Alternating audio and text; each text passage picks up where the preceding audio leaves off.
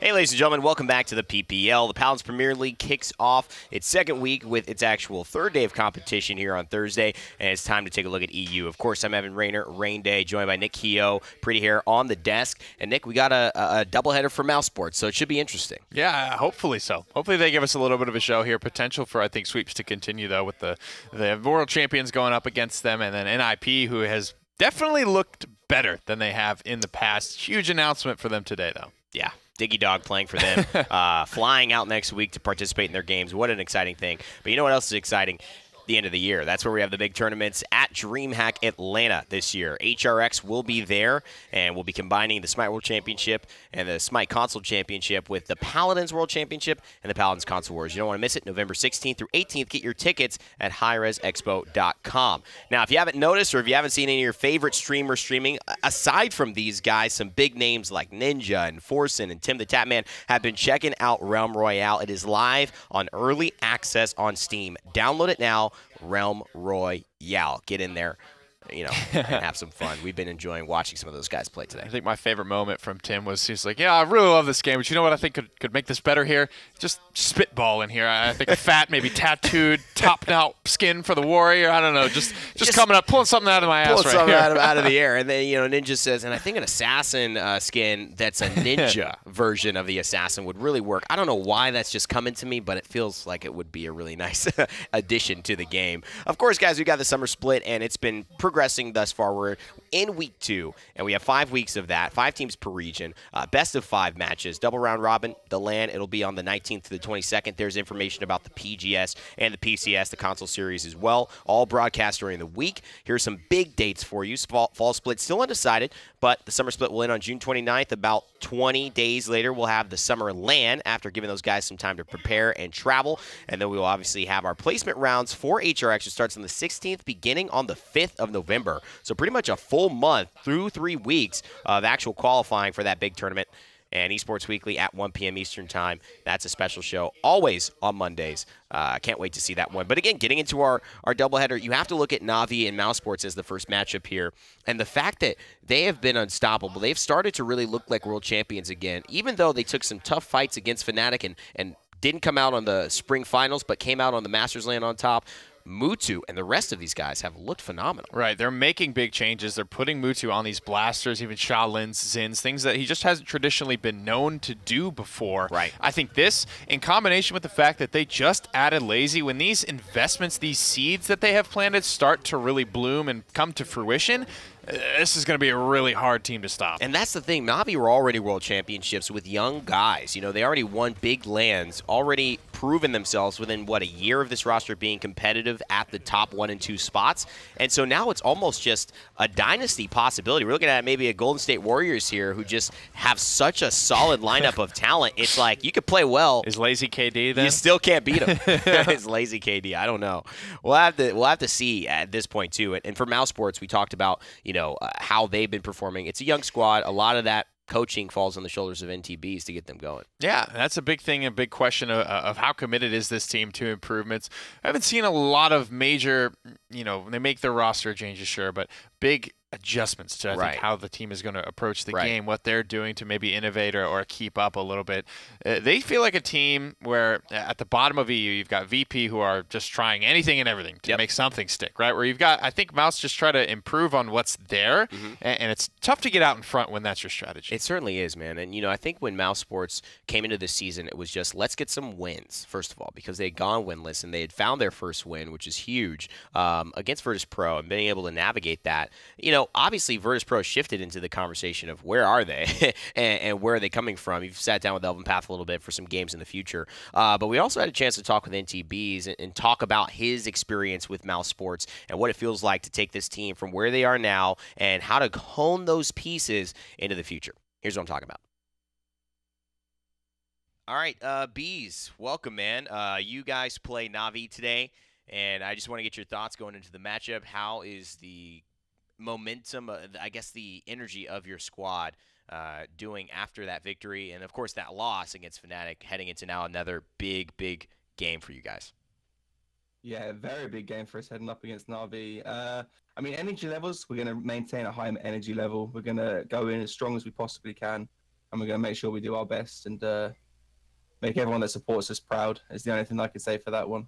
But yeah, definitely a strong matchup coming up versus Na'Vi. So I'm gonna ask you a question, more of a metaphor. Let's say that there's a switch, there's a light board that you got to switch on for Mousesports to start succeeding and to succeed in these big games against Fnatic, against Na'Vi, against NIP. What's the switch you have to hit for your team? Who's the element that needs to turn on, or what aspect of your gameplay as a unit needs to get flicked upwards so that you guys can succeed here? Most of all, I think it's communication between the team and a consistent amount of communication across the board of the games.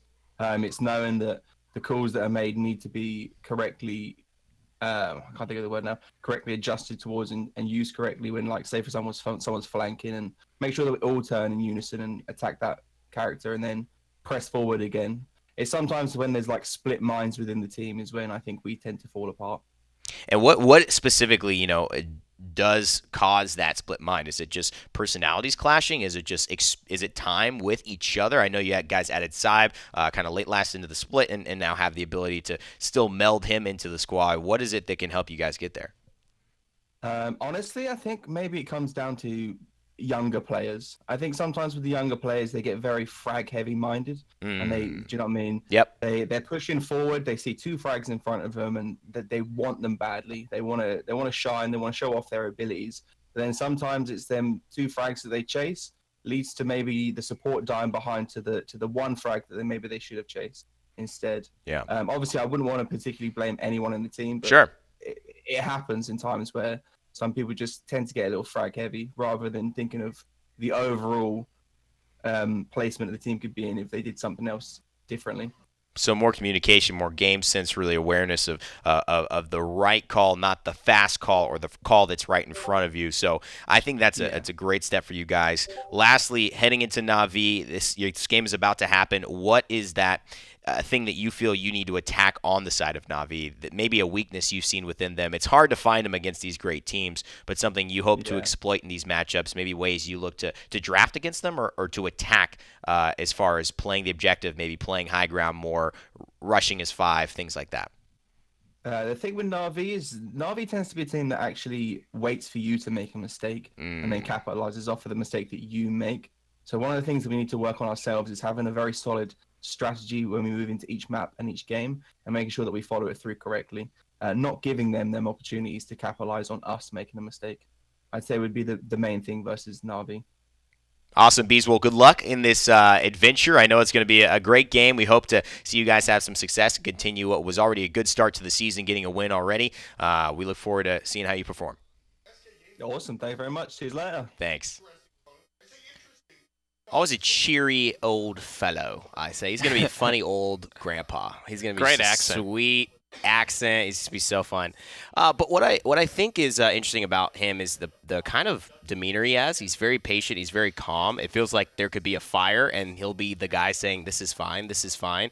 How do you feel? What are your takeaways from that interview? Definitely the one thing that I wanted to focus on was what he said about consistent communication and how difficult that can be in a matchup like Na'Vi, like Fnatic. We've always known a team like G2 to have problems maybe shutting down when things aren't going their way. So imagine being in Mousesports' shoes when Fnatic come ripping around the corner in Frog Isle and decimate your team in less than 5 seconds. Like, what are the comms? Yeah. What do you say after that? What are the comms on that? That didn't work out.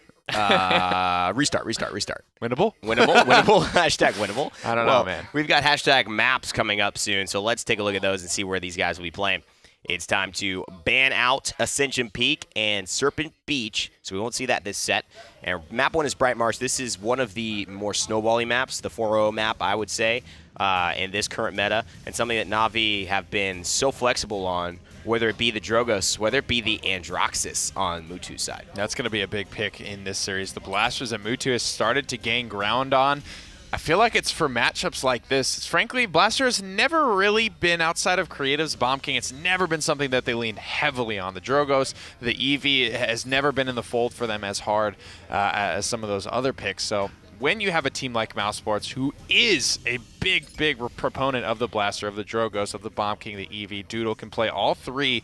Navi have to have an answer, and I think maybe this is a nice breeding ground, right, to start learning how to beat those picks, because that's always something Fnatic has hung over their head a little bit. What I like about Mouse that I would counter towards SK that I think they need to work on is they are willing to pick up those blasters. As you can see, Bomb King picked up first. Andrew Doodle is very comfortable. They're comfortable drafting it. SK will try to draft around it because they don't have a player that really jumps out as a blaster player.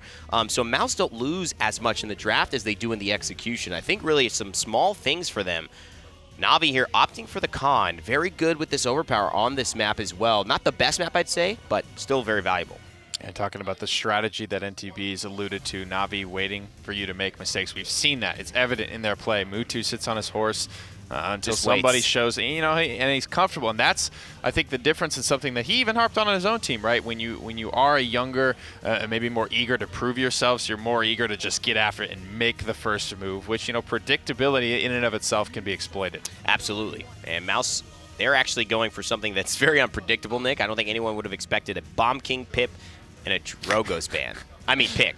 Pick a blaster now, idiots. I mean, at this point, this is really, really surprising. They opt for the Inara after seeing that and the Cassie. And now the Ying for Mousesports. What a switch up here. Yeah, I mean, look at their bans. They banned the Damba Saris, and they grabbed the last pick Ying. So talking about, and they kind of make me eat my words a little bit, right? Where they're not really doing anything to separate themselves from the back. This is something never before seen. Yeah. What does this lineup do? Well, you know, blasters prevent you having all of them is going to prevent them from putting easy good pressure onto Terminus. Yeah. The Ying is... It's good space control, I would say. Yeah, for sure. I mean, there is good control there. You've got stuns from the King Bomb, the Evil Mojo. You've got a lot of easy one-taps and the Dragon Punch. The Ying is the big question mark to me, though. Haven't seen it. Yeah. This year, barely saw it last year. Big changes came through to her, but no one ever really picked her up. We'll see what they run. I mean, lifelike, focusing lens, all of these things are options for Ying. I can't wait to see what happens in Game 1 as Mousesports begin their doubleheader. This one, Brightmarsh and Na'Vi starting it off. Blasters on blasters on blasters, baby, from Mousesports. I want a shirt where it's like, it has like Nick's like logo, right, for pretty hair. And then on the back, it just says, pick a blaster now, idiots. I wonder how many that would sell. I would buy 10. Fair. Maybe so not at least 10. it would have at least 2. Enough for the, what is it, the Teespring campaign or something? Sure. I think you have to have like a minimum of 10 or something for it to actually launch. So you would ensure that they would actually get printed. But hey, everybody, Lit Tigers and Gormize are here to bring your first set of the day. Na'Vi versus Mousesports. And Mouse is bringing some new flavor to the mix. And I'm loving it. It's different. And I think that's really what it is. When it comes down to it, it's like we have the meta. I think it's just everyone's going to play this because it's what's good. It will get you wins. And they're in this matchup where, honestly, they are unfavored. They have no idea whether or not they can actually win. And you definitely cannot beat Na'Vi on their court. You can't go in there, play their game. You have to make them play something different. You have to make them uncomfortable. And I think this is going to be it. I don't know how well it's going to work, but I think Ying's healing, her damage can be good if played properly and if not shut down. So I'm kind of curious as how Na'Vi is going to handle this. And you know, Hi-Res Chris is actually a huge fan of Ying, plays a lot of it in Paladin, so I'm sure he would be happy to see her making an appearance here today. What was the number he told us yesterday? Like 295? 200 something K. It was like almost 300,000 healing. It was ridiculous. It was like, what were you doing? What was the enemy team doing? He said there's no cauterize on the enemy team and all that, but I'm sure Na'Vi and Mousesports know a little better than to have something like that go through. Phoenix is right here on the top and actually rains a lot of damage into the Pip, and Lazy gets the first kill onto NTBs with the follow-up on Koa. Put my leg out there and say, or my neck out there, say that maybe the Ying healing just quite isn't hitting the same marks overall. But it's one of those interesting strategies. I kind of like the idea, you know, you get rid of the Moldama, you get rid of the Saris, you try to push them down, but then you don't grab the Genos, which is normally where people go. You ban out the 2 that the other team would run and make them uncomfortable. You have 2 healers here to try and make up for the lack that I think Ying can output. But I just don't quite see it hitting the way I think they planned it to. So far, so good for Na'Vi getting the first capture. And Mousesports, if you're bringing this kind of lineup, we want to see it in full force. Whenever there is something that's different like this, it always goes one of 2 ways. Either it's really surprising and does well, and we're like, oh my gosh, this is actually working. or it gets punished. And it's difficult when you're against Na'Vi, the reigning PWC champs, who have been putting in the work, been making this switch up with Lazy's addition actually feel very, very fluid for them. That also puts me in an area, personally, where I remember Rock Monkey saying that he would make Ying work. And so far, I have yet to see a team do it right there, though. Andrew Doodle going to be able to pick up a kill on the creatives. Now, you're starting to see these blasters blast back, but the problem is it seems, again, just a little bit too late for it to actually be as relevant as you want, and too early for it to really stop a push. It's right at that minute 40 mark where it's just going to give you a little bit of breathing room, maybe a chance to set up a defense. There's it through time and space. Directly ends up getting the clip onto Sybe. 8, ouchie indeed. And Na'Vi look like, even though they had a little misstep, the Ice Storm did come down before Creatives was killed off, which is unfortunate. At least you're throwing back a lot of that damage, taking down that Drogos so that you can continue to push through. But NTBs, he is the sole force right now trying to block off this payload. Really good shots there from Mutu. Going to be able to find a lot. That was a Cassie's dream for a blast shot. Unfortunately, doesn't seem like he got a lot done. Bees, though, is relatively low, so the shots on the side are perfect. Na'Vi, again, are approaching this from the right angles. They're approaching the fight the proper way. They're taking care of everything they need to, and they're picking up kills systematically. It's another case where you can afford for Mutu to just be completely separated from the fight location-wise and free fire, because everybody else was distracted. Here's your second point for Na'Vi. And you saw NTBs, it was difficult because he had about 3 Na'Vi players in front of him and had to focus on that. But then from the other angle, Mutu was just shooting right into his face. And what do you do in that situation? You can't run to the Cassie and expect everybody from Na'Vi else to not pay attention to you. I'm not sure if I've seen Killing Frostalot, or maybe I've seen it, but I've always paid more attention to the other cards in an EV's loadout. But just reducing the cooldown of Soar, again, more mobility means more positioning, and for creatives and the way he's been playing it has been pretty much spot on. 2-1-2, so not crazy out there in terms of slash line, but just, I think, where you'd want your EV to be, considering how fast the round went. That was a quick round indeed. We're just past the 4-minute mark right now, and into another one. Even some Bulldozer working online, and Mousesports, few ultimates, comeback mechanic. Maybe everything can work out for them. And there's actually a seismic crash from Lazy, focusing down on this frontliner, gets the pull from the overpower on to NTBs, and there he goes down. Phoenix with the pickup. Just throw him down around the edge, and that's one I want to say it's actually a little bit more difficult to get rid of a Terminus like that, just because he can Shatterfall right back onto the map if you don't throw him at the right angle. So picking up that kill just shows Na'Vi having to practice. Of course, Khan was one of the ones they were running during the last LAN pretty often, so they feel comfortable having him, and with the buffs he's received, they're not too worried, I think, about incorporating him into any of their compositions. Phoenix has been putting a lot of work into this Khan. I think as far as looking at the past matches we've seen from them, he's been in a really good portion of them. And right now, working out well, especially in conjunction with the Inara on the team, which has allowed Phoenix to get more in the face of those players, reach for them with that ultimate and bring them to him and actually just kill them off. Right now, everybody is still dying. Creatives with a couple kills, Mutu picking one up, and Na'Vi not letting up. I mean, you want to talk about, normally you see Drogos and you think that there's always that issue of how do you get him out of the air? How do you take him down? A strong hit scan presence who can literally damage boost himself is Khan, who can just sit there, go ahead, do the shout, and then just lay into the Drogos. That's assuming you have no one else able to find it. Creatives gets him while he's in the air, and just showcasing again, I think, the skill that Na'Vi have. Yeah, there was a very limited angle on which Mutu was able to rain some shots into the Drogos as well. Creatives finishing that off in addition to a couple more kills. And Lazy too, so even when the window is small, Na'Vi has had enough accuracy to be able to pop it. Spunky picks one up onto Cloud, taking down the Ying. This payload is just inches away from conversion, and with these ultimates available to him, they might not even need them if they're just going to kill down Mousesports like this. There's going to be the reanimate just trying to come through. Does connect a little bit of damage, but not enough to actually get anything done. You see an Evil Mojo get popped, but again, not finding any kills off of it, and this looks like Na'Vi just killing him off. And Na'Vi with a very quick victory in game number 1. And Mousesports there in the end, do you expect them to use all their ultimates if you're down and about to lose? You better not be ending the game with those actually up, but it wasn't enough, still a little frazzled against the full force of Na'Vi. I like the changes they made, They didn't work the way they wanted it to, but I think they're on, again, it seems really weird, especially after you see it get 4-0, but I think they're on the right line of thinking of where it is just how do we take down teams like Fnatic and Na'Vi if we're going to play Fnatic and Navi's game. We need to make them play something different. That one didn't quite work out the way they wanted it to, though. Well, I think everything was pretty cut and dry in game number 1, but let's send it over to the desk. Thanks, Gabby and Gore. Well, really awesome showcase of how Na'Vi can pretty much beat anything and how even Triple Blaster sometimes, although it looks cool, may be a horrible idea. Yeah, maybe I won't launch that T-shirt campaign after all. I don't know. Maybe we'll go back to the drawing board on that one.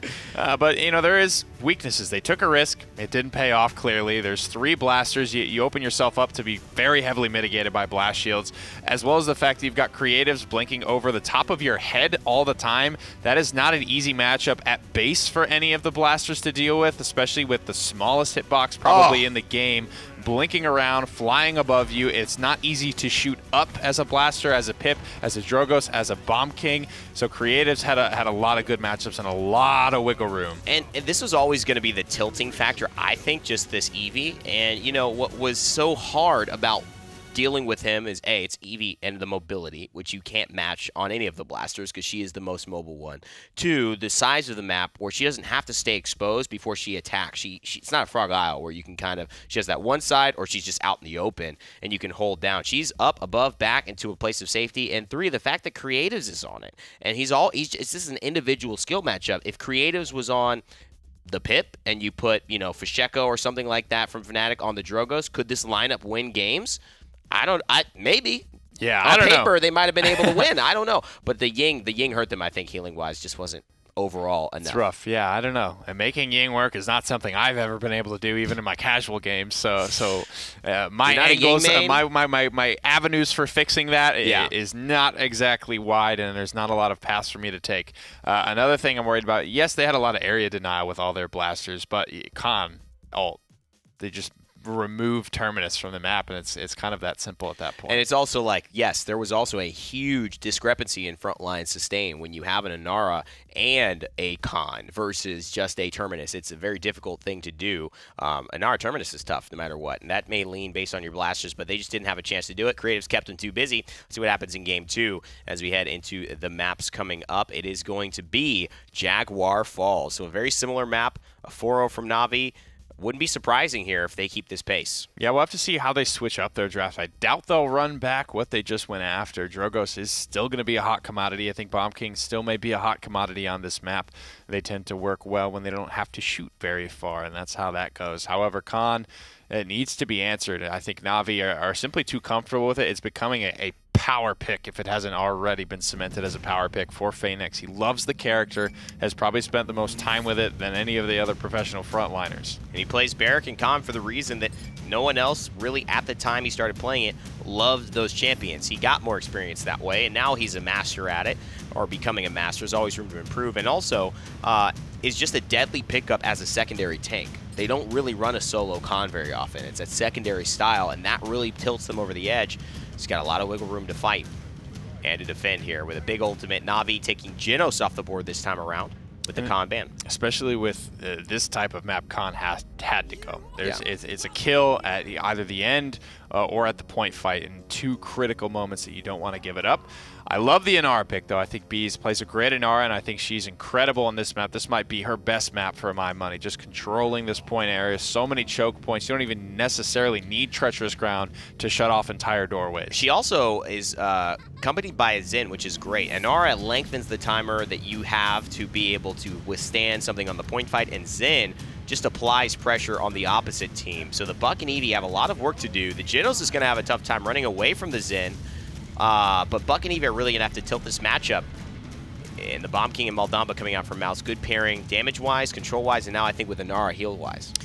Yeah, it's a little scary, though. I mean, Creatives and Mutu, such incredible players. Buck Eevee with Genos keeping them topped off. And extra lethal is something that is never easy to get away with in combination with just the mobility. There's not a ton of lockdown for this Mouse roster outside of the Inara going into some with Treacherous Grounds or things like that. But I think that's going to be the name of the game. As long as Mouse can keep up with these Na'Vi flankers, they'll stand a chance. And this solo barrack here, very interesting. This triple DPS from Na'Vi, and now the Grover to augment that. Mouse going for much more of a let's focus on a heavy point control type team, and I think this is a better choice for them rather than trying to match the triple DPS output. This is good, right? Yeah, that's how you kind of counter flankers in my eyes. You got to pivot in the draft a little bit, turtle up, and there's not a lot of great cauterize application on this Na'Vi roster. You've got 2 hit Scanza in Buck and Genos, neither of which can afford to be exposed for super long, and it's just, at the same time, it's Maldama Grover. It's just a lot of healing to cover. Well, it's time to get into game number 2. Na'Vi took a 4-0 on Bright Marsh. Can they do it again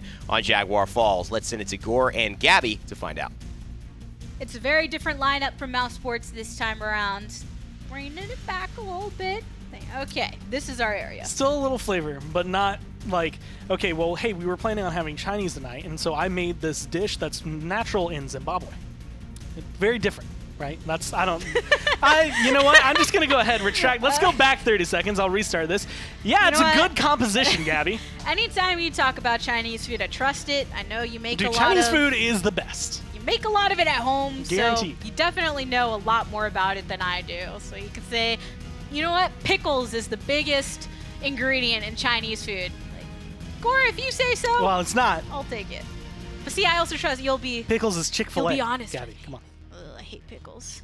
But I don't know why I chose that. It's like one of the things I never eat. But anyway, here we are, game number 2 with, on Na'Vi's side, you have Lazy on the Barrack. What are your thoughts on that? Well, solo frontline, we've seen this be successful, and we've seen it be widely not successful. And normally, I'd say even footing, then Mousesports take this, just because Inara as a frontline, I think, does a lot more. Because it's Na'Vi versus Mouse, though, I feel like Lazy really could play any frontline he wants, and it would be functional within the team. And I think this Barrack and his Barrack play for this map is pretty much exactly what they need to be able to take the point away. It looked like NTB's might have got some new glasses, though, in the pregame interview. Maybe that'll allow him to zone in a little bit in this matchup. Early on the objective, what you expect from this composition, but how long are they going to be able to hold it? So far, so good when facing off against Lazy, but he's able to jump back out of the Warder's field. The question is really, where does the rest of the team stand up? No first blood as of just yet, and that is just kind of the team, I want to say, approaching this at a different standard. I think you recognize that Mouse is somebody that will take care of you if you are not careful, but you know you can approach this again. Na'Vi are very, very established, so they're not too worried about it, but still a couple of kills. Kratos, Phoenix both going down right there, even though they've taken the point back. Yeah, this was actually a little bit of a trade on both sides. Now Na'Vi end up losing another as Mutu falls to the wayside. But Mousesports' 45% has gotten surpassed. Right now they're going to try and match it, what they should be able to do. But Na'Vi, they've already spawned back up, and they're going to be coming back to the fight with a vengeance. To be honest, with the way Cybate is playing the Zen right now, everything is on point. It's very honed in, and it's going to make a big difference unless he gets taken care of. The way he's getting this free damage on the side, you can't let him do that just because, I mean, it's going to be 900 for the first 2 slashes if he hits it. And then, of course, if he swings that final Yomi slash, it's just even more damage on top of it. His big burst right there. And because of just his zoning, again, the presence from Cephacloud and the rest of them, they push out Na'Vi and take the first point. They were able to. NTB's just strong here, and right there you see the spike from Cyber 8. So this pressure is constantly being applied. And a lot of times you'll see if there is one team that's a little bit of the underdogs in a matchup, they immediately just get stemmed right after the capture. But because of this flank ability and the fact that they got a couple of those picks later on in the round, or that capture rather, they're able to move this past the 50% mark. So far, not, I want to say, exactly the push you would like. Obviously, you'd like to be picking up a little bit more kills. You're kind of falling left and right. Bees is going to get staggered out here just a little bit behind everybody else. If they're able to get the kill, yeah, no, now they're surrounding him. They're going to take this patiently, and it's kind of an unfortunate spot because he's too slow to run to the side. And he's not strong enough to actually get these kills. He's going to die in just a few seconds. And I feel the way that Phoenix moved throughout the fight. You saw at the beginning, he first poked off of those half stairs and saw someone looking in the opposite direction. Said, hey, one shot and they're dead. Then he went and peeked around the wall and found Amal Damba and said, oop, I got you too. So was able to actually get pretty deep into the line without getting punished for it. Now they're set up. Part of the reason, I know a lot of people who might be a little confused, why wait to kill him? Inara's just now getting back. The team couldn't do anything without him. Everyone's sitting back. Koa, even though he's Grover, is just like, well, this is the only angle I can hold, because if I move forward, I'm dead. I don't have any tankiness really to go about it. Bomb King in a similar spot, Zen in a similar spot. Unless you have a guaranteed way to get out, which I think Zen is the only one who can guarantee himself safety, it wouldn't work out. Losing Bees loses pretty much all of the pressure for Mouse. Hanging right here. Still with Phoenix on this Shaolin. Gets another kill. Cybate, though, picking up a couple as well, eliminating both of the flanks on the opposite end. And maybe Cloud. Nope, still going to fall to Phoenix. So I think that Na'Vi, despite losing a few of their players, and right now it's still getting a little bit staggered, when you're on the defense and you held that well early on, then you're not going to get as punished for these. Honestly, if anything they would get punished for, it'd probably just be the draft. Solo Barrack is just something I'm not particularly fond of. I think I like seeing him as an off tank, but seeing him as the main tank is always hit or miss. And again, most of the strength in that matchup would come from you just being stronger as a team than the other side. And as of right now, that's where it is. This is actually a good spot. Defending on a push for Barrack, throw up some turrets, find yourself a good spot, you are set. But once you have to get into the point, you don't have anything to really get you that breaking forward power. Overtime is still persisting. Cyb8 isn't able to make it in time by whirling on through. So it's going to be a 1-1 so far. And Mousesports, I think they have to be proud of some of the things that they did there. If they're keeping an even head and thinking, okay, it's even ground, we took a point off early, let's go with the same strategy and send Cyb8 as aggressively as we did previously while allowing NTBs to keep getting healed up by Cloud. They played that fight incredibly well. And a lot of it, I mean, actually, Infamy 5 pays a lot of dividends here for Cyb8 in the sense that that 250 health just makes it a little bit more difficult to kill him. Same thing comes in for King's new cloak on the Bomb King. But Reinforced Casing is another card he has level 5. A lot of loadouts I think that we've seen kind of rise up and stick in the Premier League so far. And honestly, no real reason to change it. You're going to be able to deal with a lot of CC, and when you're Bomb King, that can be the difference of a kill or dying. Right now, this Bomb King's going to be rotating to attempt to find one of the flanks or somebody. Phoenix actually gets the kill onto NTBs nice and early, so Andrew Doodle, he has to do a little bit of stepping back, doesn't want to get caught out at this point in time. Na'Vi, all ultimates available. Coming around the side, and again, just trying to figure out how they want to approach this. It's very difficult, I would say, to break through Na'Vi if they get themselves established, but the King Bomb is definitely the way to do it. Creatives in the Ice Block actually immunes the King Bomb, and that is unfortunate. It still dies, but that ult doesn't get anywhere near as much utility as it could. That's a triple kill from the Bomb King. Na'Vi having to actually use a couple ultimates that didn't get value, and instead it's Andrew Doodle that manages to do so. But here's a Dome Shield on the side, and actually pretty low. Lazy's gonna have to keep himself protected and backs on out, lets the rest of the team come meet him. But Koa ends up falling to Creatives because of that. I'm going to say, impressed that Lazy is still alive with the way things are going. I mean, he was one hit in there, finally goes down to the Bomb King. Mutu tries to jump in and again stop it, but NTB's on Inara, who I think is probably one of his favorite champions when it comes down to it. Standing there, 99%, taking into 100.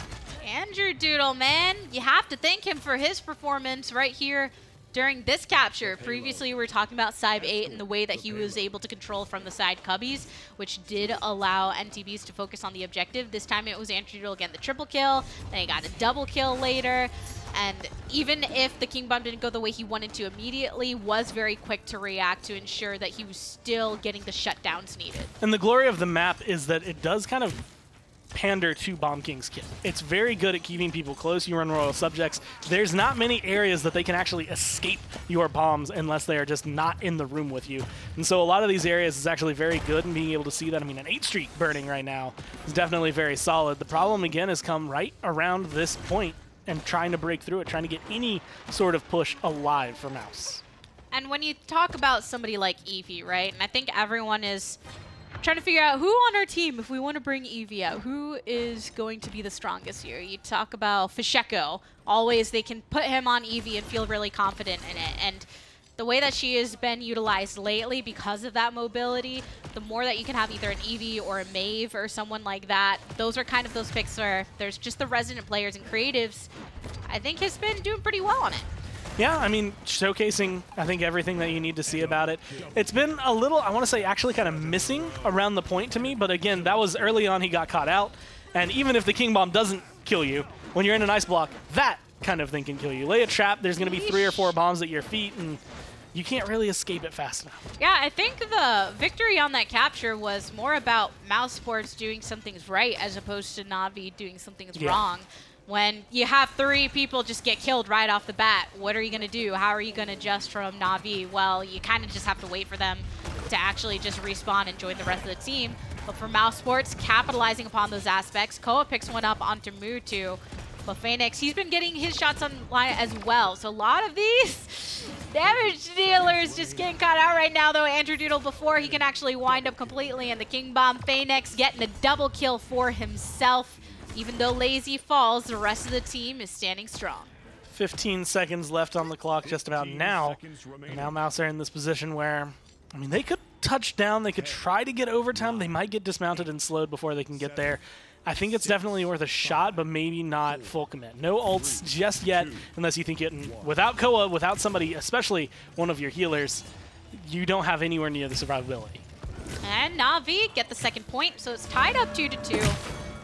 And this is the moment where Phoenix, he crushed the dreams. I know you want to roll into us, but I'm just going to stop you right there, man.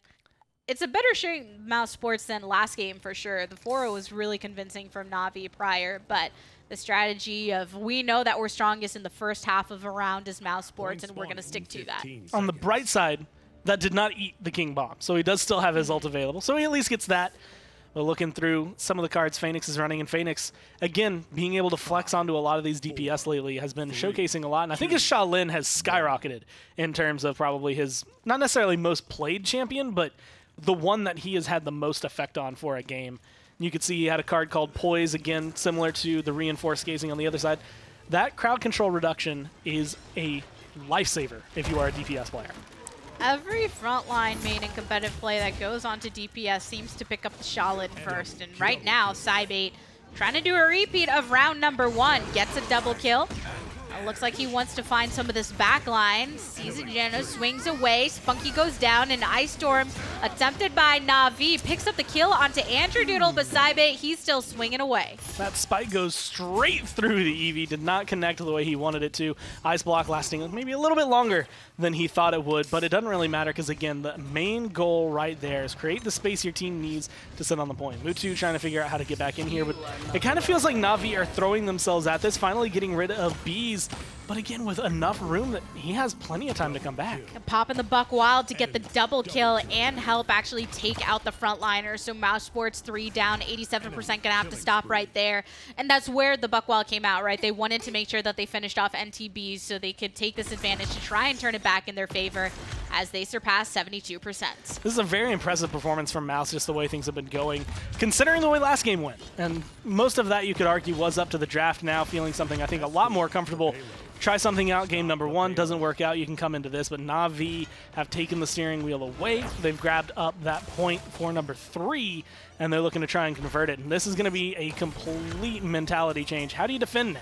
And right now, early ultimates coming out as well. Whirlwind keeping the rest of Mousesports alive. This is the first time in the round they're having to be on the defense, and actually Na'Vi moving past that first choke point is going to be really important because it's forcing Mousesports to set up elsewhere.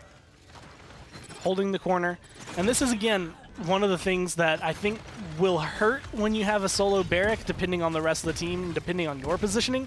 There's a lot of things that can go right on a push and a lot of things that can go wrong. You yourself are not usually the person who's going to be sitting around the payload and trying to push it forward. You're going to kind of delegate that to various members coming through, and you're going to try to get some DPS along with Phoenix, along with creatives, just try to get that poke out. There's a Dread Serpent. Lazy Mutu picking up a couple kills. Now NTBs, he's the only one standing, and no one seems too worried about him right now. Just gripping him up. Mutu still doing Mutu things. We love him on the Buck, and right now he's just as consistent as ever. Coming around the side, locking Mouse into the corner. But it's not a full lock. It's not something that you would normally see if you think you're like dominating a map, especially on Jaguar Falls. Especially with the King Bomb, you might have the utility to be able to open this back up. That Dome Shield might stop it, but Phoenix is gone. Well, Lazy's still looking healthy though, and that is a nice way to go ahead and delay Andrew Doodle's kill onto Phoenix. Maybe they can turn that into one way to actually keep this from pushing through. There's still a lot of time on the clock though. There's it through time and space, actually just thrown out from Na'Vi. They're starting to pick a couple of them up, but still need to create this space for the payload. The big thing is Bees right now, as long as he's alive and standing on the point, is going to be creating a lot of space. Just as a body for this 30 seconds, you're going to have to hold it, but that payload is right there. You cannot leave. So you are very worried about your healing. So far, it's on point, and Cybait's picking up 2. Andrew Doodle picks up another, and they're creating the space. I think Mouse needs to defend. And now with 20 seconds to go on the clock, and it was about 3 or 4 of Na'Vi that ended up falling within that succession. Mousesports should be able to go ahead and defend this. And that's why Cybait just kind of used his ultimate as a gap closer to ensure they could get into the position to not give Na'Vi any opening to touch back on the payload. Now coming around the side again, trying to break through whatever they can do. Unfortunately, they just don't have the pressure. I think Lazy, once he dies there, really is kind of not necessarily the hope dying, but a lot of what would have given them that extra, at least overtime, disappearing for Na'Vi. And this was the Andrew Doodle that was holding it down in a lot of these fights. That's the thing. Mousesports, they've been doing a good job. It's 3-3 right now. They managed to get that defense, and now it just comes down to the 1 point. They've been doing really well on the point fight. If you can get that King Bomb online, it's very close to being fully charged, and Cybait takes to the same route that he has previously. With the way these point captures have been going, I mean, Mousesports could take this game away, and Na'Vi is probably the one to do it. I mean, VP did it during last split where they just get 1 game off of the previous World Champs. And actually, it might have been Jaguar Falls as well that happened. Mouse coming in. They have a couple of things missing, I want to say, in their arsenal. Not a lot of ults only, the Whirlwind, but a lot of damage and a lot of control. NTBs takes to the sideline right now near the hazard zone before making his way towards the objective. So Na'Vi, I think this is the first time in the game that they've been actually the first to step onto the point. Mousesports has always sent NTBs there before, and there's so many of the side of blue that are actually located in that area that Mousesports, they need to collapse upon this and try and get their swings down beforehand. But here is Ice Storm Creatives chunked down pretty low and out. Good shots coming through. Nice burst from side 8. At least trying to keep him pressured. King Bomb coming around the side as well. Lazy is an apt target, but the shield's going to block it, and Andrew Doodle ends up paying with his life. Koa going down right after that creates a lot of room. Na'Vi going to move up and take it. That's what you call punishment. Mousesports, they still have their big succinct combo of Maldamba and Anara, but here's a Dread Serpent to try and keep Na'Vi at bay through time and space right across the low ground. Mousesports still dominating on this objective, but you can see Mutu and Spunky wanting to make their way in. A dome shield from Lazy now finally takes down NTBs. Going to be able to hold on to it a little bit longer, but the question is the damage there right now? 4 members of Mouse are looking at Lazy to get rid of him. Creatives bouncing around, but no one from Na'Vi to stand on the point. 99, it's looking to go forward. Oh, this is overtime. Yeah, Na'Vi, there's so many of them that aren't anywhere near this actual point, and because of that, Mousesports, they get a victory in game 2. Well, I like the draft better, and I think they do as well. The way they got the feel, everything about the map worked for them. And the question is whether or not they can kind of keep that up. That was phenomenal from them.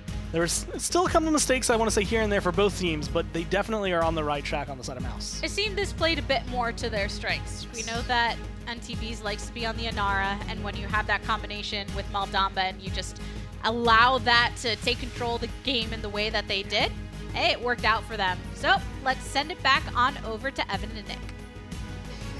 Well, obviously a great performance all the way around. It was a spectacular game that I think, I was surprised was so close, to be honest. Yeah, and I think that's just as a result of a great draft, great pivot. We talked about it when there's a lot of flankers.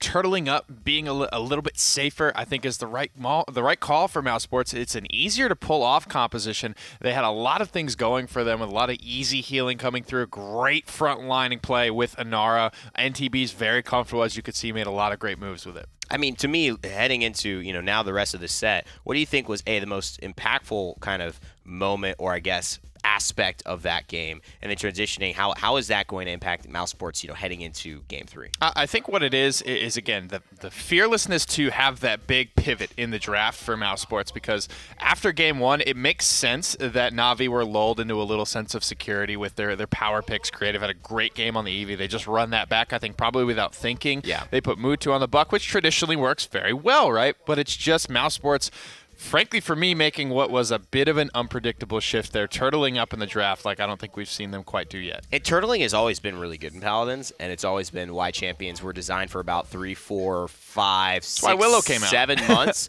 and Ashe, to be honest, he was a siege breaking into a death ball. Willow was there as well. You just look at all these abilities like Firebomb to do things like that. It was definitely a part of Paladins that still has credence today if you can make it work. I like to think of Paladins as that was a little bit more of the crude time period in our lives. Now it's a little bit more classy, but you can still get down. You can still break dance in a suit. Still get dirty. Yeah, you can still break dance in a suit if you know the moves. Yeah, exactly. And Cybate, great game with him on the Xin, the 3-0 KD. And that's just the name of the game. No one was easy to commit to on Mousesports. Very tanky lineup, a lot of healing to go around. And Xin, while the squishiest member of that lineup, it's Xin. He's counter, he's Billow. It's hard unless you're specifically aware of his cooldown rotations that he is a safe target to commit on. Absolutely. And this is now a much more interesting day than we would have thought heading into Game 3. Very close to having the maps ready for you on your screen and be able to talk about now the decisions that Na'Vi have to make to adjust, because when you lose to a team like Mousesports, you don't expect it, and it throws you potentially off, but not as off, I think. Oh, there's two things. I'll levy this question to you. Do you think that it's more out of the routine and throwing them off more, the fact losing to a team like Mousesports versus losing to a team like Fnatic, where they know they're going to take some L's, but they know they're going to punch back just as hard? Which one is worse? Which one rattles them more? I think it's losing to Mousesports, personally. I think you come into the set, if you're not a Vincere, expecting to obliterate them and to not only to lose points, lose big fights, lose maps. It is a little bit strange. Yeah. Well, of course, we have maps ready for you now, I believe, and that will lead us into Stone Keep. This is such a favorite third map. We always see this map around 2-3. And it's just a solid map for people, especially the way bans have been shaping up for Ascension Peak, which Europe bans quite often and NA likes to play. And Serpent Beach, which is always just thrown in there. It's kind of Frog Isle for me. Surprised we actually haven't seen Frog until. And I think those types of maps are the right thing for Na'Vi now. We've gotten through both Bright Marsh, and Bright Marsh was a weird comp for Mouse, right? It was. Jaguar Falls, comparable map with a much more solid composition. However, now Na'Vi have to put them to the test. Can you guys keep up with us? We can run back this Buck Eevee, but it's on Stone Keep now. Right. Can you run with the big dogs? And we can run 1v1 a lot more. We can isolate you. We could put your comms to the test, which is what they didn't have to do. I mean, everyone is standing within a sword's length of Cybate when you're in a point fight at Jaguar Falls, and that Zen is not going to miss there, so he can help and collapse onto many different champions. Yeah. It's going to be the Khan and the Bomb King banned, and the Makoa, and what looks like the Maeve to be banned here. Cassie, first pick for Na'Vi, usually landing on creatives, but Mutu can flex onto that. It's open for Drogos, though, Nick. And they might just take Buck and Drogos here to start. Drogos has been, I don't know if it's something that Na'Vi are jumping at the chance, but Cassie's just so good for them out of the gate because it can go on to literally any of their DPS or Phoenix. Right. It's the most flexible pick probably for this roster. Eevee will come through. That's going to take creatives probably off the board for running the Cassie. But still, overall, Na'Vi remain pretty flexible. Not a front line drafted yet. Inara still on the table. Mouse with the early Terminus have the potential to turtle up again and take Inara and Terminus. So they're going to take the Drogos here. I mean, Inara and Terminus would be risky, to say the least, because they just have so much now coverage on the point, but off of it in a much wider map where they can get exposed. I mean, let's remember, Shaolin's on the table here. He sure is. So is Bomb King banned out this time around. So what will Na'Vi go to? They still need a front line. Inara is the one that's jumping out to me at the moment. Maeve's been banned out every game this set. Sometimes you just got to go home for Mutu Xandro. And at this point, Mouse are in a great spot because they could flex onto something like a Damba to finish off their healing. Or they can go for that turtle if Inara was still available. Na'Vi have to almost say, we don't want to deal with this anymore with the draft. We didn't take the Shaolin. We're not going to bait you on your double front line. And now they're just going to take them all Damba. Grover can play that role. Actually can go ferocity here. I don't mind this at all, yeah. I think the big thing here is maybe have this Grover just babysit Drogos. I think a lot rests on Drogos' shoulders here to not only set up kills for Buck, but if you've got a Grover sitting there, you not only got healing, but you've shut down the ability with Crippling Throw for Mutu to just have his way with the backline. Interesting. This set has gotten a lot tastier than I thought it would when I first saw it on the menu. Na'Vi and Mousesports heading into Game 3. Who's going to take the lead? Let's send it to our casters. Basically a best of 3 now, and Mousesports coming off that win in game number 2. If they can make this composition work, could be up 2-1. There's a lot that they have that I think is part of the reason they found success during the last map, but I feel like Na'Vi kind of took that one to heart. They felt that right at home. And again, you know, like they were saying on the desk, it's just one of those things when you're Na'Vi in that position, you're thinking, man, this is going to be a 3-0. We don't have to worry about it. And now you're not necessarily worried about it, but you're like, okay, they can take a game. We have to crack down. And you have the Drogos, so you're going to really be relying on him to do a lot of heavy lifting. But then on the opposite end, Mutu is on the Androxus, which is primed to try and take down that Predator. A lot that can go wrong and a lot that can go right. I think with both of those champions when it comes down to it, Androxus is the one that I would say is maybe hit or miss for most people. 90% of the time you put Androxus on a team and you're going to have big question marks like, okay, is this going to be a game where he performs? Is this going to be a game where he's just kind of a non-factor? And then you put Mutu into that equation as well, and you're like, well, it's Androxus and it's Mutu. It's going to work out, and it's going to be very deadly against Mouse. But Andrew Doodle has been a very strong blaster player for Mousesports, and we saw him on the Bomb King. We've seen him on the Drogos before. Right now, this rotation from Mutu, he really wants to try to find somebody from Mouse nice and early. So here, finally getting off his mount, finds Cybate, rains some shots into him, but he's healing up nicely with the help of this Rover, so Mutu is forced to back off. But Mousesports, they know exactly where he is and punish him. And normally you think, man, that's really bad, but 4 people went over there to fight him. I think in the end, 3 of them were the ones surrounding him, and while they were able to find the kill, that's just a little bit of valuable time for Na'Vi. Unfortunately, they didn't get to do too much with that space that was created. Sitting on the point, it's now 30-30 overall. Mouse looking to regain control. Looks like NTBs is going to make his way back into the fight as well after that elimination. Phoenix is on the Cassie. And right now, let's see who's going to lock down on. There's a Cybate right over there. Spunky ends up cleaning that one up. 42% to what is about to be 42% as well. 2 kills on both sides. Phoenix picks it up onto Andrew Doodle, but NTBs is back. All he's got is a healer by his side, and is it enough for him to stay alive? Right now, it's not going to be enough to keep Cephacloud going, which means Bees is not too far behind, especially with an Ice Storm being dropped around the point. A lot of control there gained for Na'Vi just because they have some fast-charging ults, and they charge them beautifully with the way they've been playing. The 63-69, and this game's been surprisingly close. Not a lot that I would say. It's just kind of a small tug of war, I guess, is the real feel I'm getting out of it, where it's like Mouse yank it into their favor, and then Na'Vi just yank it right back. Now the question is, who's going to get that last tug to give them the point? It was close enough, too, to force some of the ultimates out earlier than some may have expected. And here's actually a seismic crash. Mutu doing what he needs to do to focus down on the Drogos, takes him out, and Creative's looking for another target. Brings himself away. Mutu with a double kill. And that 96-99%, man, overtime is finishing, but this means that Na'Vi are going to be able to close it. That last kill Mutu got, he was 1 hit from dead. Just 1 stray shot from anyone on Mouse could have found it. The problem was that there was no one on Mouse because he just finished killing them the way things were going. A very, very strong showing once again from this Androxus. A cursed arm into the corner, just deletes Koa, and now he's going to get aggressive, trades it out, but still finds 2. Blasted on bye-bye, and now, even though he does go down in the process, takes out enough to tilt in the favor of Na'Vi as they push this payload forward, looking to come into that archway, which is usually where the next fight is going to pop off in this scenario. It's the right amount of pressure for your team to get a lot of zoning on the payload. It's exactly what you need at the beginning of a push. Even if you die, just because you get a lot of room without having to worry about any choke point, having to worry about anything. Now you hit the archway, now it's going to get a little bit more difficult, but you've already kind of set yourself up for success. You're rolling in these kills. And Cybate had nowhere to go, nowhere to hide after that one. And the rest of Mousesports, you see that NTBs ends up falling. Same with Andrew Doodle, but comes back to life with the reanimation. NTBs back at it, throwing up the hands to block off against Na'Vi, who are ready on this payload to try and convert it. And Cybate is back in that same positioning, and he might get punished once more. Mutu is ridiculous with these headshots that he's been finding. It has been a ton of damage. Chunks down Bees, forces reanimate, it comes through. Doesn't really gain too much, and now it's kind of forcing Mouse into this position where they want to focus him, and they have been focusing him.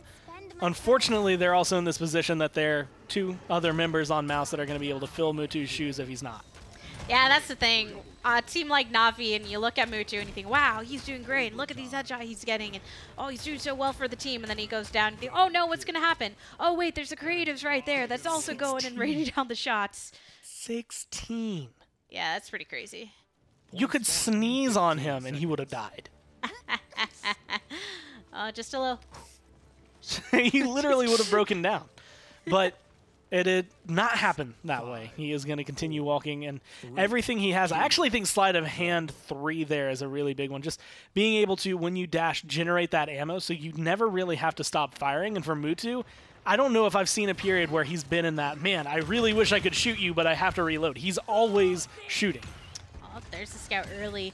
And that's the thing, whenever we see Androxus, it's usually a heavy Androxus player. Nice pick onto NTBs with it through time and space.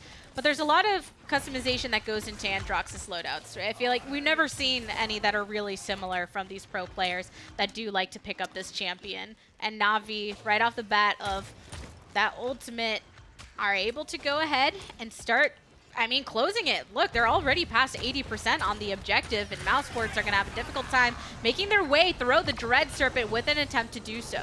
Not only do you have to get onto the point, take it away from Na'Vi, win this fight, but then you have to hold it to match not only their 90, but then try to take it away. They are going to fall right here, right now. Very good shots, a great fight coming down from Mouse. But the question really does have to fall down to how well can you hold on? And Mouse lose a couple of their own in that interaction, but comeback mechanic is here. They've already spawned them back up. Shouldn't be long before they rejoin the fight. You see NTBs is already rotated back onto the point. And Cybate picking one up again onto Phoenix. So Mousesports look like they might be able to clinch this if they can continue up with some of the kills, but they lose the Grover. Good shots coming down. Buck looking for whatever he can, but Creatives finds Bees. And again, when you have that solo front line, that is usually enough to lose your pressure. They do get to 99 though, which is very big. Unfortunately, they just don't have what it takes to get it to the 100. Yeah, and this is the second round where it was 99 to 99%, even though last time it was technically 99 to 96 for a bit, but still pretty close. Close enough, I would say. Give it to them. 3%'s not that big. Yeah, that's one more tick right there. But Na'Vi, they get the 3rd point of the game, and based on their positioning right now, they should be able to get this up until that archway. Right now, Creatives on this EV is on a 19 streak. He's frightening, I think, to say the least, to Mousesports, and he is fluid in his movement, fluid in the way they're playing this. Once they get this payload around, I think he is probably one of the targets. Again, you're looking at Mutu because he's causing you a lot of distress, but no one is locking down this EV. And the streak keeps going, man. Look at him. Another couple kills, and right now just zooming right over the head of NTBs, enough to get one more pop into the face. And Mousesports cannot lock down Creative's Eevee. Just blinking in, blinking out. I think this is like the perfect showcase for what makes a good Eevee. Finally, Whirlwind getting popped out. Mouse going to get it to top off their health bars. Dragon Punch coming through, and it does end up connecting. Lazy's not going to be there, but it doesn't matter. Again, the damage is so strong from Na'Vi. Ice Storm right immediately on top of anybody from Mousesports that was attempting to prevent that payload from pushing through, and there are still a couple alive. NTB's immediately on the objective, but Phoenix, yeah, he gets chunked down pretty low, finds himself a bit of safety though. Flirting with Death there for a little bit. And while I'm sure Death appreciates it because Phoenix is, a relatively handsome man, not something you want to be doing for too long, as things could go bad for your team. He stays alive though through all of that, going to be able to stand here. And while they ended Creative's streak, it looks like he's ready to start another. Yeah, Creatives, never feels good when you have a streak like that, but he is back. NTBs is also back with the reanimate, gets that into the face of Mutu, who just takes the brunt of that damage. So we're approaching that 30 seconds to go mark, and Na'Vi, they've lost their Cassie. Andrew's going to have to make his way back into this fight as Cybate picks up a double kill. Andrew Doodle getting it onto Lazy. Really solid defense right there and good timing. And again, that reanimate is actually really big the way Bees uses it. And that's one of those things I think we see from teams, specifically from Mouse. Bees is very, very adept at these front lines to the point where he recognizes, when do I hold it, when do I use it? These ults are very key, I think, in making the win, and he does them perfectly each time. But right now, Mousesports, they've lost 2 of their players. Oh, and here's a Dragon Punch looking for a target. He's probably going to go for the largest one, which is Lazy. And now Na'Vi, you're kind of stuck right in the middle of this fight, losing just too many of your tanky players. Mewtwo picks up a double kill onto the damage dealers, though. Even though there's a Dread Serpent right here, Mousesports, they have to rely on anyone who is up, including NTBs, who's just swinging away immediately on top of the payload. Trying to keep it in overtime. Actually keeps it long enough for Lazy to get back and reset the timer. Unfortunately, you are running in pretty much alone, even with a healer.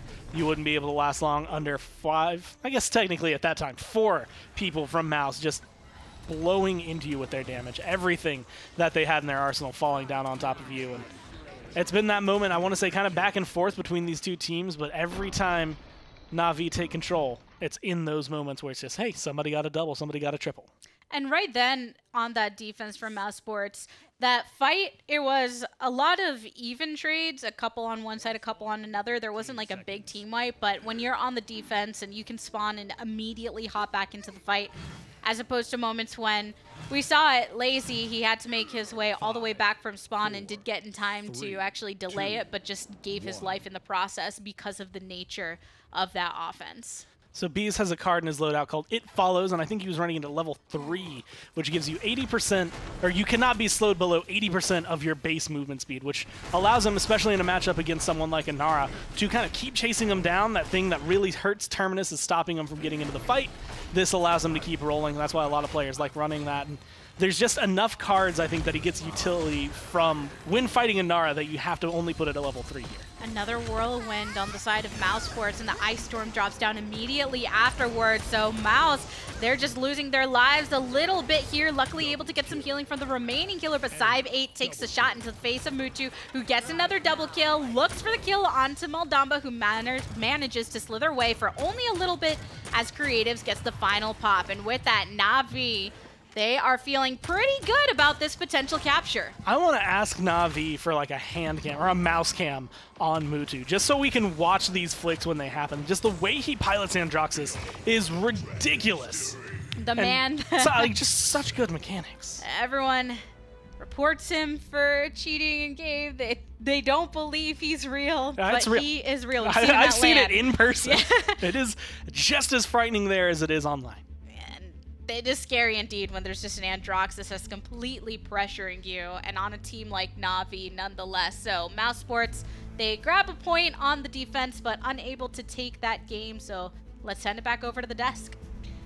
Na'Vi were in control. They had something to prove, and as we could see just a few minutes ago, they proved it. They got a lot of really good matchups as well. That last team fight was basically perfect. You had a huge Ice Storm, and then the perfect thing, the biggest Ice Storms can never be followed up by Eevee herself for the most part. He blinks out, Mewtwo comes in with the Accursed Arm and just rips it to pieces, continues on. Then you saw actually a seismic crash direct impacting Androdoodle mid-air to get the kill from Lazy. So just kind of a little cherry on top, stuff going very, very right for Na'Vi down the stretch. And again, adding Lazy is a component that has maybe re-energized, lifted these guys up. They are going to have some bumps, but they've had bumps in the right way. You know, take a game to Mousesports, then you bounce back.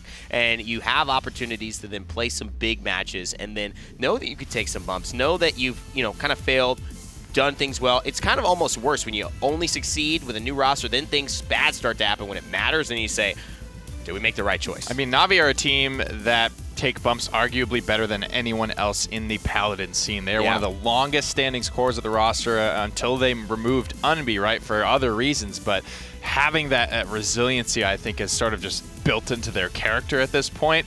I don't know if they're a very emotional team, to be honest with you. None of them talk a whole lot. None of them talk at all. For better or for worse, right? You don't tilt really hard, but you don't really fly that high either when things are going well. They're about their business, and one man who has been about his business ever since we started casting him, flicking people into the Shadow Realm, as you could see there, is Mewtwo. He said that I think Fnatic could stay out of the Shadow Realm. That was so funny. Flicked them.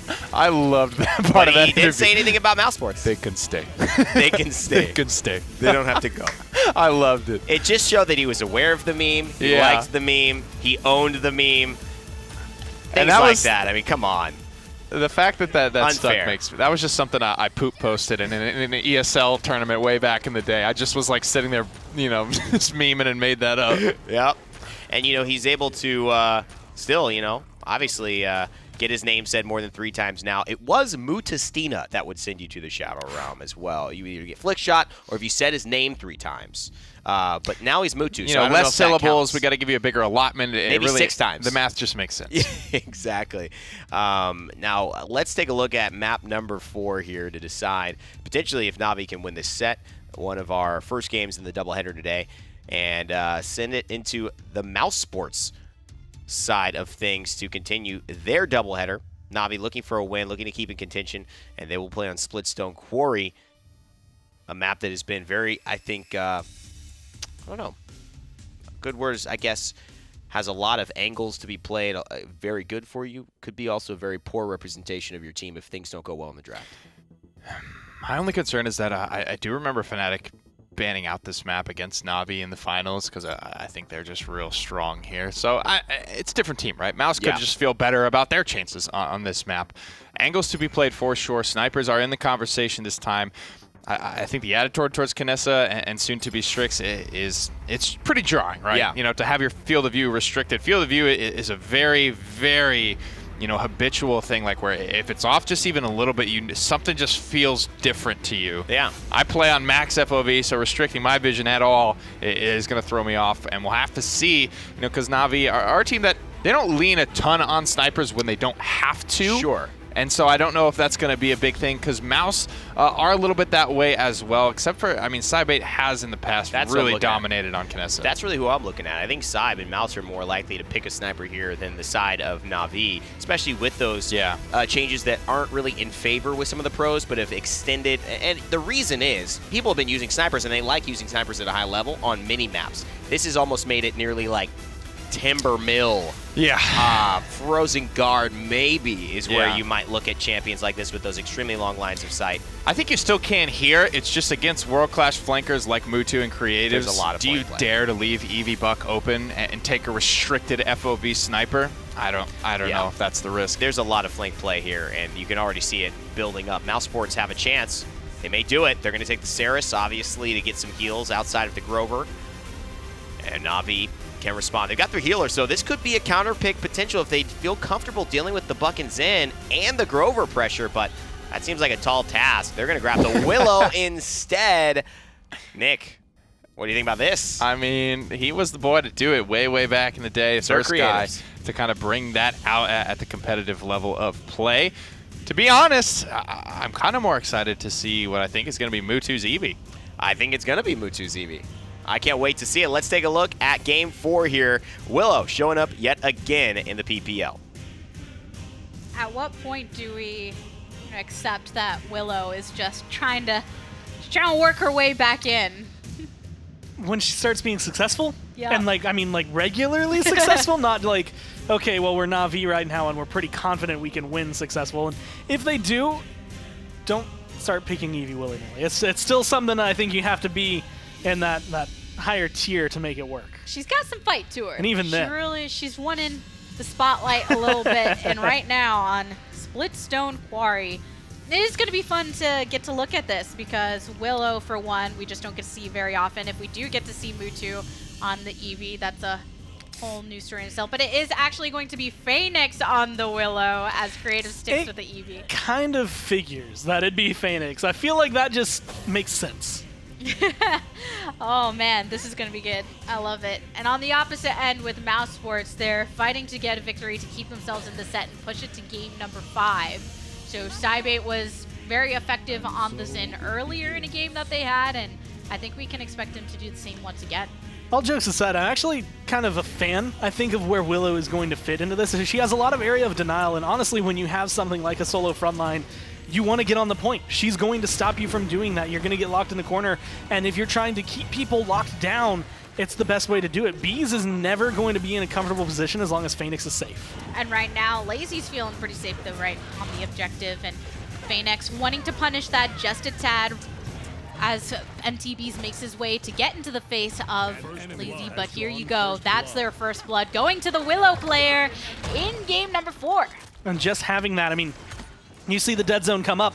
You're thinking, man, there's a lot of particles on it, but the big thing is there is no healing in there, and that's where Bees, I think, felt the brunt of that. His health bar could not go back up to full, and because of that, all of that damage becomes permanent. Phoenix picks up a kill, and now they're trying to lock him to the side. 69% and rising still for Na'Vi, but Mouse have been approaching this fight a little bit smarter, kind of playing it patiently on the side here. They finally did manage to force Lazy actually off of it. NTB's applying that pressure, a wall just to keep himself safe, but gonna pop back up. Creatives gets a kill onto NTB's. Na'Vi and Mousesports both losing 2 players each, so it's a matter of the fact that Mousesports are able to rotate to him more directly, but they know that they have the threat of Mutu here on the high ground, and someone needs to take care of it. Side 8, relatively low, but in a good position. The Zen looked really good 2 maps ago, and I'm expecting it to have kind of a similar performance this game if he can find some kills. The problem is even right there is a good showcase. Phoenix can escape him going vertically, but unless he wants to use that ult, it's just not going to work out too well for him in terms of mobility. And it should be actually coming up pretty soon. Creatives and Lazy both picking up a couple kills, make that move too as well. So Na'Vi end up getting the first point of the game, and Willow, she has interesting things within her kit, right? Individually speaking, with the seedlings and the fact that she has that area denial and can just provide that anti-heal. So if used effectively, then we have seen moments where she can shine. But here, Ice Storm, that's a bit more flashy, actually comes right on down on top of the heads of Mousesports as Mutu picks it up onto Andrew Doodle, but you hear the Whirlwind as well. Honestly, when it comes down to it, Willow has 2 abilities that really make her worthwhile. Her weapon can be solid if you have the right aim and the right targets to go against, but it's honestly, again, those seedlings and anti-heal just built into the kit makes it a lot easier for her to perform, and they're probably the things I think I like most in the game. I love seedling as a cluster bomb. It's just very difficult to use and utilize properly in certain scenarios. You really want maybe an open area or a point where you can guaranteed hit, or a closed-off area where you can get at least 5, 3, 4 of those things to blow up on someone. But this push is a bit more dominating for Na'Vi than they were on the actual objective itself, picking one up onto the enemy buck, so hopefully creating a bit of space right now. This is a nice place for the defense. You have a lot of angles on which you can just rain down the damage onto the enemy, but nonetheless, if you have to step forward to actually blockade this payload, that's when you make yourself vulnerable, and no one was able to do that for Mousesports, so Na'Vi push it through for a second point. Being able to hold on to it, move forward, a very solid point fight streak's burning, and I'm actually glad we got to bring this back up, just because you do see, I want to say like Sparkle, Twilight, those are like the, okay, well, Dead Zone's here, I want to increase the duration, I want to get a little cooldown, but those are like your flavor cards. It's mainly Flora, 250 health. Health is very, very helpful in matchups like this, just because 250 is the difference of a couple shots that you have to take to kill her. But it's also going to believe, I think it was just believe, where it's just reduce your cooldowns on elimination. You throw out a seedling, you kill somebody, you're going to get that seedling back way faster.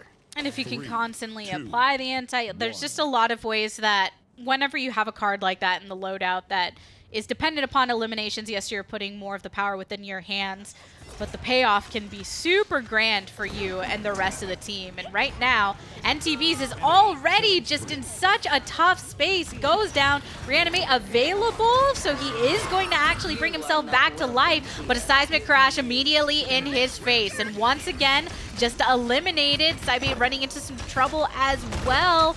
And Bach here, Andrew Doodle goes down. I mean, they're just showcasing it perfectly here on Na'Vi. When you look at it, you see, hey, there's a Terminus, there's a Ceres.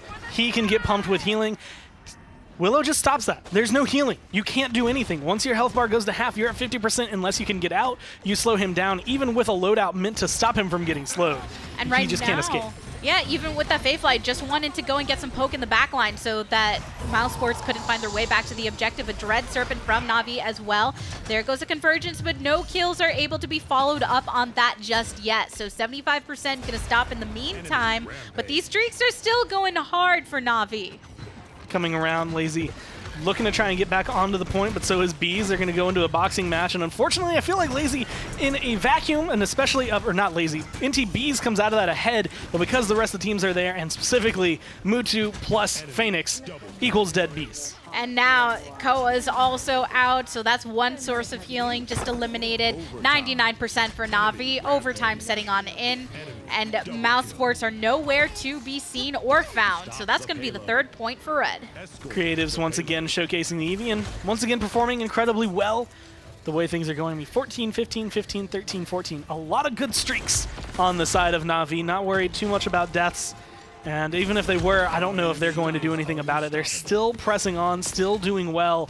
And with the ults they have available, specifically Ice Storm and soon enough the Fae Flight, they're going to have enough poke and kind of zoning that this payload should get a lot of ground. It's about the same consistency of ground coverage as they received during the last round. And now, Mousesports, they're actually a bit more forward than they were previously. Cybate manages to pick one up onto Creatives, and NTBs, as the frontliner, is pushing himself between that backline and Navi's aggression. But still, you can see that Na'Vi are way ahead of where they need to be at this point with the push, so they can afford to take a step back. Good shots, Mutu going to clean that one up, but this is pretty much exactly where you want, like any blaster, to fight. Phoenix going to be able to get a lot of damage, but Lazy's the one with all 3 of the kills. Man, and hopping down from the high ground to make his way back to the payload. That was a team wipe. Now Cybate, he spawned back as well as Andrew Doodle, but they can't afford to just plant themselves in front of the objective just right. They have to wait for the entire team to spawn, as NTBs is the last one to do so. And he comes on down to face off against Lazy once more, but the Whirlwind keeping them alive. Being able to throw down the Warder's Field, get a little bit of damage. Lazy just trying to kind of stay around here. And this is one of those moments he could give up the space if he really wanted to, but it doesn't matter because Creatives is going to create more room for you. Oh man, Mousesports, this is your game-changing play right here if you have one. Creatives, just excellent movement on this EV. Zoning in onto this Andrew Doodle. Spunky getting the last hit on that one, but last 40 seconds to go on this push. And I don't think Na'Vi even want to take all of that time. Mutu finding this Grover, takes out the Grover, and now here's another reanimate from NTBs, gets some damage down, but it doesn't look like it's enough as he's eliminated back-to-back by Lazy. I know Mouse is really focused on the objective. I don't think they know where Mutu is right now. He's getting a ton of damage for free. No one is able to look at him, and honestly, even if they were, I don't know if they'd make a difference. He was just chilling back against the wall, and I'm really comfy. He did the Jaguar or the Serpent Beach corner strat, but here on, Splitstone Quarry, right underneath their base. Everyone just jumps over him. He's safe. Yeah, and it's also just one of those things when there's so much going on around you for Mousesports, right? Yeah. At least we get to kind of chill and see. Yeah, we get to see everything that's going on, but they're thinking we're about to lose this game if this payload pushes through. So somebody's got to be on it, and because of that, they're not able to close out the game. Na'Vi taking the set as some would have expected. Let's send it back over to the desk. Thanks, Gabby and Gore. Na'Vi finish it up. They get that win on Splitstone Quarry in a pretty convincing fashion. Mutu on a 23 streak, and Willow does the damn thing.